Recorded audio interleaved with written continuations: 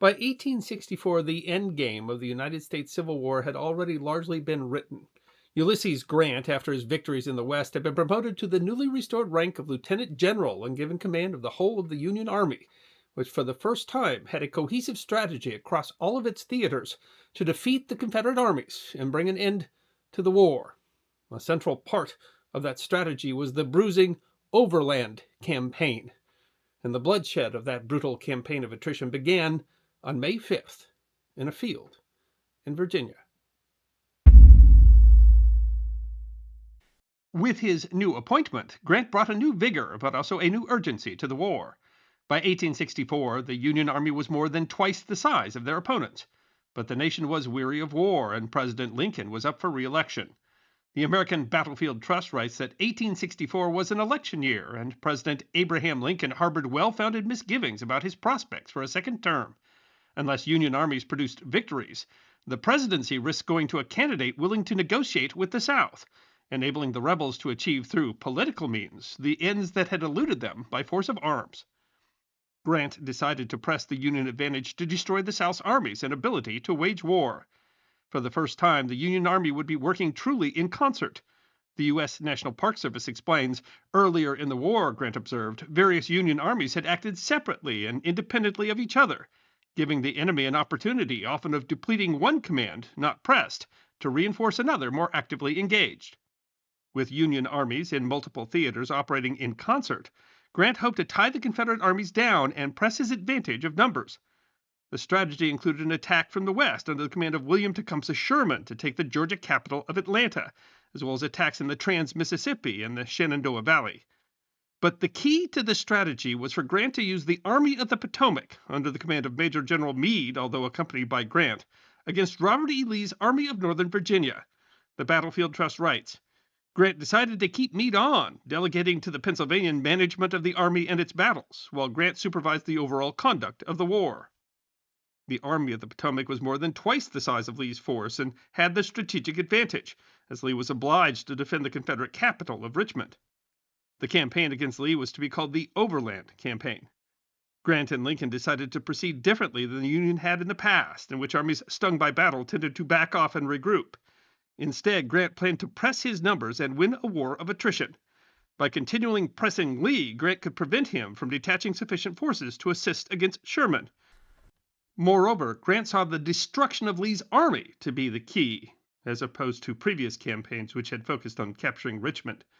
Grant realized that Richmond would fall if Lee's army was destroyed. But even if Richmond fell, the war would continue so long as Lee was still in the field. The Park Service explains, defeating Lee was important because his army had been the most successful of all Confederate armies, and when that army ultimately fell, the Confederate war effort would be doomed. Thus began the relentless pursuit of the Army of Northern Virginia in what the American Battlefield Trust calls a grueling contest of endurance and guile. Meade elected to initiate the campaign by crossing the Rapidan River downstream from Lee's defensive works. Meade reasoned that Lee, even if he had anticipated the move, could not weaken his river's defenses, which would create an opportunity there.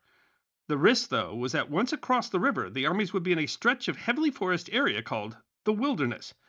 This terrain could favor the Confederates, as it would make it difficult for the Federals to take advantage of their superior numbers. The gamble was that Lee would not be able to redeploy troops quickly, and Grant hoped to move rapidly through the forest and force Lee to battle by placing himself between Lee and Richmond. But Lee went on the attack, forcing the Battle of the Wilderness. One of the first Federal units to cross the river was the 1st Battalion of the 11th U.S. Infantry. Organized in the summer of 1861, the 11th had been involved in some of the deadliest battles of the war, including Antietam, Fredericksburg, and Gettysburg. In May of 1864, the 1st Battalion of the 11th Regiment was under the command of Captain Francis Cooley, part of Brigadier General Romney B. Ayres' 1st Brigade of the 1st Division of the 5th Corps, commanded by Major General Gouverneur K. Warren. Warren's corps crossed via pontoon bridges. Civil War historian Sharita Bittkoffer writes, the Army of the Potomac made good time on May 4th, and Meade allowed his men the luxury of a rest before setting off for their new objectives the following morning. From what he could tell, everything was going according to plan. Ayres' brigade moved out on the morning of May 5th along the Orange Turnpike when they came to a clearing, a farm cultivated by the Saunders family and thus called Saunders Field, which was intersected by the turnpike. There, the Battlefield Trust writes, as skirmishers entered a clearing known as Saunders Field, They spotted gray infantry on the opposite ridge.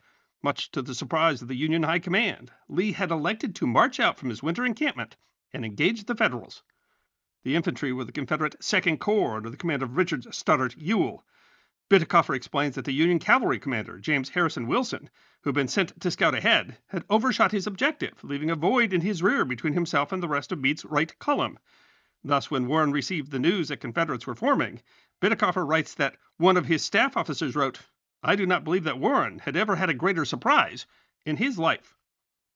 Ayres's men hastily prepared earthworks north of the turnpike, expecting an attack, but it did not come. Meanwhile, Meade, operating on Grant's orders, if any opportunity presents itself for pitching into a part of Lee's army, do so without giving time for disposition, ordered Warren to attack. But, historian Joseph R. Rokas explains, Warren hesitated because the Confederate formation overlapped his right flank and would enfilade him if he advanced. He beseeched Meade to postpone the attack until Major General John Sedgwick and his Sixth Corps could arrive on the battlefield. The delay took hours, but finally Meade ordered Ayres to attack before Sedgwick had arrived. He did so a little after 1 p.m., Bitecofer notes.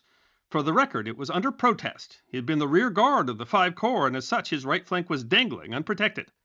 The Battlefield Trust writes that the 11th U.S. and their sister regiments of regulars, along with the 140th New York, made up Ayres' first line. As the Union infantry advanced to the woods and entered Saunders Field, the Confederates opened fire. Bitecofer explains the Rebs were solidly entrenched on the west side of an old cornfield, one of the few patches of pure open land in the densely wooded terrain that the armies would soon clash in. Saunders Field stretched 400 yards by 800 yards, bisected by the Orange Turnpike that ran east and west through the wilderness. The land, as the Union troops would soon find out, was not completely flat, but undulating, and its dimensions could be deceptive coming from the eastern side as they were. A member of Warren's staff wrote, "The last crop of the old field had been corn, and among its stubble that day were sown the seeds of glory." Rokas writes, Griffin's men, including Ayres's brigade and the 11th U.S. Infantry Regiment, strode across Saunders Field into intense Confederate firepower. Ayres's brigade on the far right of the line on the north side of the Orange Turnpike was blistered by Southerners shooting from behind earthworks, not only to their front but also on their right. The Battlefield Trust writes, undeterred, the 11th U.S. closed in the Confederate line, where the 23rd Virginia and 37th Virginia Infantry Regiments from Brigadier General George Stewart's brigade of Major General Edward Johnson's division waited. The 11th U.S. pressed forward and beyond the field's western edge to slug it out with the Virginians. But historian Gordon Rhea explains, the vigorous counterattacks by John Gordon, Junius Daniel, and others quickly restored the line. Bitecofer writes, the fighting on this side of the field became brutal. Confederate artillery posted on the southern side of the turnpike enfiladed Ayres's brigade, along with a pair of Union artillery guns that inadvertently pounded into their own men, who came too close to the rebel lines. The U.S. regulars also took heavy fire as the Confederates in Leroy Stafford and James Walker's brigades enveloped the right flank and caused them to fall back. The Battlefield Trust writes, rather than face capture or death, many Federals elected to run the gauntlet back across Saunders Field to their own lines. Rhea writes, blue-clad survivors broke across the field, many seeking refuge in a gully. Among those in the gully was the regimental commander, Lieutenant Colonel William H. Powell. He recalled, the tremendous roll of firing excluded all other sounds. Here and there a man toppled over and disappeared or sprang to his feet, pressed his hands to the wounded part, and ran to the rear. Men's faces were sweaty black from biting cartridges, and a sort of grim ferocity seemed to be creeping into the actions and appearance of everyone within the limited range of vision. The tops of the bushes were being cut away by the leaden missiles that tore through them, and occasional glimpses of gray, phantom-like forms crouching under the bank of cloud were obtained. In the midst of this came a new horror. Bitecofer writes that a soldier had written in his diary about the terrain. This region is an awful place to fight in. The utmost extent of vision is about 100 yards. Artillery cannot be used effectively. The wounded are liable to be burned to death. I'm willing to take my chances of getting killed, but I dread to have a leg broken and then be burned slowly, and these woods will surely be burned if we fight here. That turned out to be prophetic. Historian Noah Trudeau wrote, ignited by powder sparks, fed by dry underbrush and stoked by the wind, flash fires flowed up across the battle lines. The flames exploded, many of the cartridge boxes strapped to the bellies of the fallen, blowing bloody holes in the helpless, screaming victims. A member of the 7th Indiana wrote, suddenly, to the horror of the living, fire was seen creeping over the ground, fed by dead leaves which were thick. All who could move tried to get beyond the pike, which the fire could not cross. Some were overtaken by the flames when they had crawled but a few feet, and some when they had almost reached the road. Another soldier wrote, 2,000 men, inspired with the desperation of demons, were fighting in a wilderness of fire. Hundreds of wounded men, unable to escape the devouring flames, suffered an agonizing death. But Rokas writes, as best they could, and at the risk of becoming casualties themselves, soldiers from both sides tried to carry the wounded out of the fast-spreading fires to safety. One officer in retreat was First Lieutenant John Henry Patterson. Rokas writes that Patterson had been born in Brooklyn in 1843. He had worked as a clerk at his brother's law firm when he was appointed from New York State as a first lieutenant in the 11th U.S. Infantry Regiment on May 14, 1861. He was only 18 years old. At Saunders Field, the 21-year-old veteran was in command of F and G companies of the 11th. As he retreated through the smoke, a friend called to him. In a narrative on the regiment later, Patterson described Lieutenant Wright Staples as my particular and intimate friend. We messed together and were attached to the same company for the 1864 campaign. I have never known a better or more companionable fellow than Wright Staples. The Battlefield Trust writes, Staples had gone into battle that afternoon wearing a gray slouch hat. Mistaken for a Confederate, he was shot by a member of the 12th U.S. Infantry. Lying helpless, Staples watched as a brush fire ignited from the musketry crept towards him and called out to Patterson for help. Unable to lift Staples, Patterson began to drag him to safety. After a short distance, Patterson was joined by two sergeants, John White and John Birmingham. After they cleared the fire, another officer of the 11th saw them. He wrote later, saw Staples lying on the ground with yourself, if my memory is correct, supporting his head on your arm. The balls were flying thickly around us at the time. I looked at his face and whispered to Cooley that he was dying. I think that Staples must have overheard me, for he looked up into our faces and said, I do not wish to die yet. I'm not ready. A few seconds afterwards, he was dead. Patterson wrote, Wright's young life went out in the Battle of the Wilderness, on the skirmish line, doing his duty in his manly way. Of the fight, Rokas explains, around 3 p.m., Sedgwick's lead elements reached Saunders Field. By then, much of the fighting there had sputtered to a close, although Sedgwick and Ewell engaged in an hour of confused and bloody combat before both sides disengaged and began erecting earthworks. Although some combat continued later that afternoon and evening, at the end of the day, neither side could claim victory at Saunders Field. The same could be said of the battle. Swinging back and forth for 2 more days, the Battlefield Trust writes that the result was inconclusive. After 2 days of combat, the two armies were essentially where they had been at the start of the battle. The Union Army suffered more than 17,500 casualties over 48 hours, thousands more than the toll endured by the Confederates.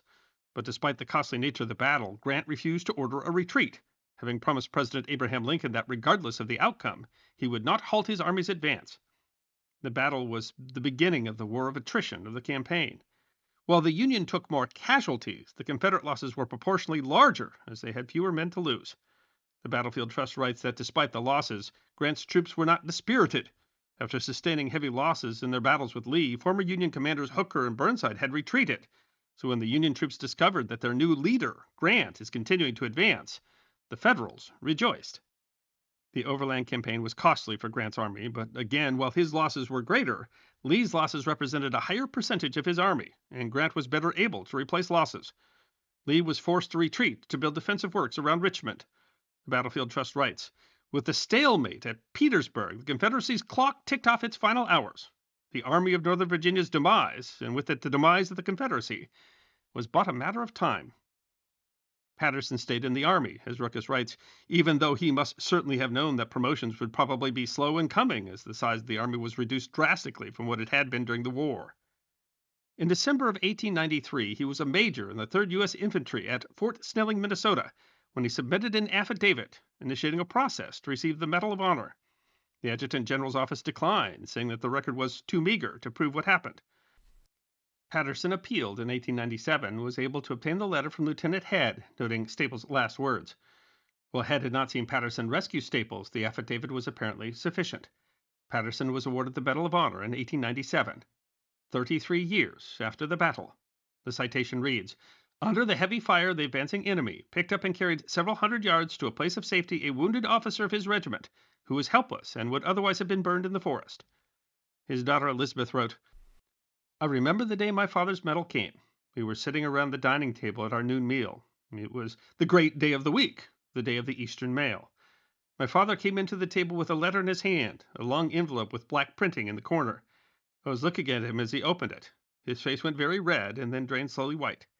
He looked up. Something seemed the matter with his throat. He could not speak. Then he reached over our heads and handed the letter to our grandmother. She read it, and her first look was for us. I remember her voice. "Children," she said, "your father has been awarded the Medal of Honor by the Congress of the United States." Her manner was formal and unfamiliar. My father recovered himself. You can always talk about wars and generals and battles, but to truly understand history, you have to look deeper. For example, to a wood on the edge of a cornfield, where the true meaning of a war of attrition becomes clear as one young man dies, his head cradled in the arms of another. John Henry Patterson reached the rank of lieutenant colonel and commanded the U.S. 22nd Infantry in Cuba as they attacked the fortified town of El Caney, defending Santiago.